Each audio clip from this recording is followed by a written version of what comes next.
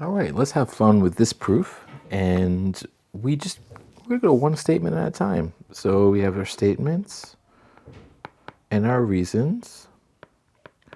So our first statement is that AB is congruent to BC. That's statement one, and that's a given statement. So the reason is that it's a given.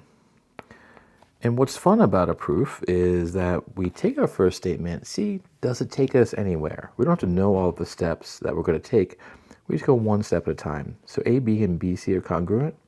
Well, what does that mean? One thing that's usually useful is that the angles across from two equal sides are also congruent.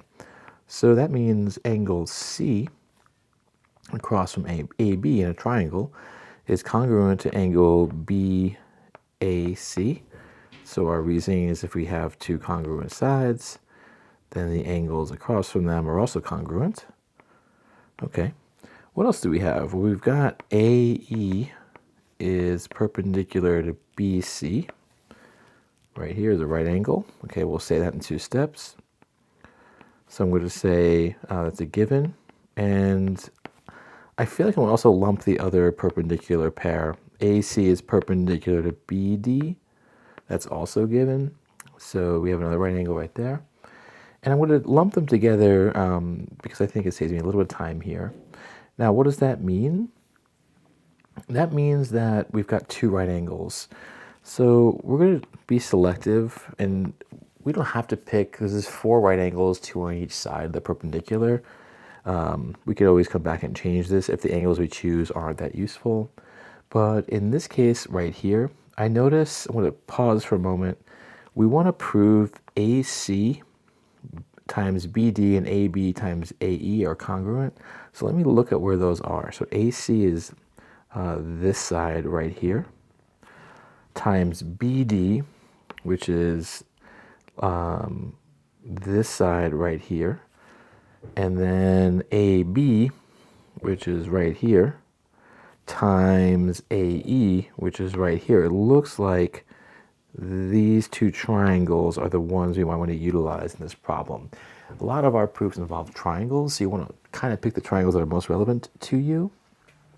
So I'm going to say that triangle in the red triangle, AEC, and I'm going to say in the green triangle, BDA, are right angles.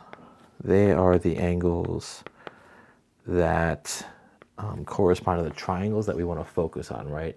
AEC is right here, and then BDA is right there. And if I end up using those triangles, which I think I will, I'm going to refer to those triangles by those names. So there's BDA, and here is AEC. Okay. So do we have enough information to establish similar triangles? So let's just redraw these two triangles. And it does not need to be to scale, but the orientation is important. So for the red triangle, I've got A here, I've got E at the right angle, and I've got angle C right here. But for the green triangle, it looks a little bit larger, so I'll draw it a little bit larger. Orient it the same way. Here, angle A, which is really BAD. So this is representing angle BAD in the actual diagram.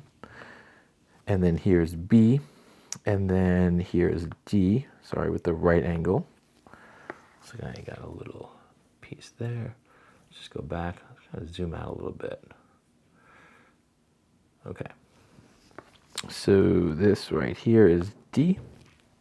I can see now that this angle and this angle are congruent, and also right angles are congruent to each other. So that's enough for angle-angle similarity. So let's just say that. So let's go to step 5. We know that angle AEC is congruent to angle BDA. Those are our two right angles. So we know for all right angles, or if you have a right angle in Euclidean geometry, they're all congruent. And then we can say triangle AEC is, let me fix that C. Triangle, that is not a triangle shown, triangle AEC is similar to triangle BDA, and the reason for that is angle-angle similarity. Let's highlight where those angles are. We've got one in step 5, and we've got one in step 2. So I'm going to say in steps 2 and 5, we've established that. And if we establish that, then we know that proportional sides, corresponding sides are proportional. So we want to focus on AC, BD, AB, AE. So in our case, AC is the hypotenuse of this triangle. So I'm saying the hypotenuse to AB right here, the two hypotenuses, hypoteni will be proportional to the ratio of BD, or sorry, AE to BD. You want to keep that order the same, whichever way you choose to write it. So I'm going to say AC to BA, smaller hypotenuse to larger, is proportional to smaller leg AE to BD. And it's not exactly our goal, but it's pretty close. So let's write that first. So AC to, let's keep the relative order the same, BA, that's got to be proportional to AE to BD. And in similar triangles, corresponding sides are proportional.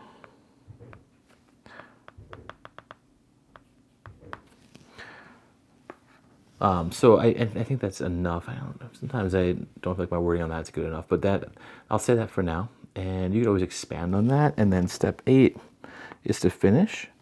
The product of AC and BD, those are our two extremes, has to equal the product of AB or BA, because they're equal to each other. You don't have to say that, to AE, excuse me. And that is the product of the means in a ratio, essentially the two middle numbers, right? If you had AC to BA equals AE to BD, this is the same idea as the proportion, but in a ratio. These are the means, they're the middle numbers of the ratio. And then out here, those are the extremes. So the product of the means equals the product of the extremes. Product of the means equals the product of the extremes. Oh boy, of the extremes. All right, hope that helped.